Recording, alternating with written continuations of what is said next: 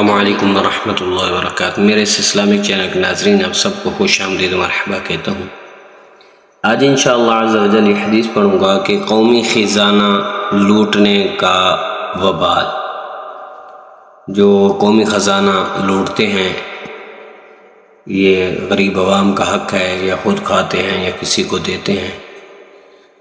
حضرت خولہ بنت سامر انصاریہ رضی اللہ تعالی عنہ سے روایت ہے کہ سیدنا رسول اللہ صلی اللہ علیہ وآلہ وسلم نے ارشاد فرمایا: ان رجلا یتخوضون فی مال اللہ بغیر حق فلہم النار یوم القیامہ۔ یہ حدیث صحیح بخاری شریف کے اندر موجود ہے، کتاب فرض الخمس، باب قول اللہ تعالی فإن للہ خمسہ، اور اس کا جو نمبر ہے 3118 ہے۔ آئیے اس حدیث کا ترجمہ سماعت فرمائیں۔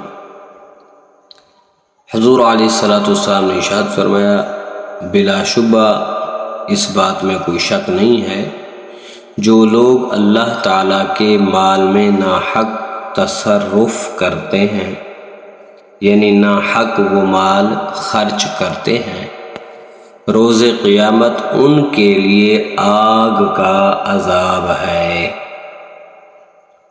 اللہ تعالیٰ کے مال سے مراد جو ہے وہ بیت المال میں موجود زکوٰۃ و غنیمت وغیرہ مراد ہے، جو مسلمانوں کا حق ہے۔ بلا اجازت اس مال کو لینا یا حق سے زیادہ لینا یا مسلمانوں کے مفادات کے خلاف اسے استعمال کرنا عذاب جہنم کا باعث ہے۔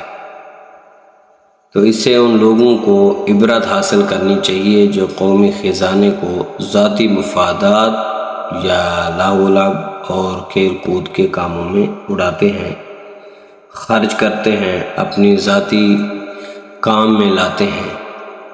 تو اس حدیث سے معلوم یہ ہوا کہ یہ جو مال ہے یہ غریب لوگوں کا حق ہے، یہ ان کو دینا چاہیے جو خود اپنی ذات کے لیے اس کو استعمال کرتے ہیں یا ان کی اجازت کے بغیر کسی بھی استعمال میں لاتے ہیں، تو یہ ان کے لیے ناجائز ہے، جیسا کہ آج کل پاکستان کے اندر ہو رہا ہے۔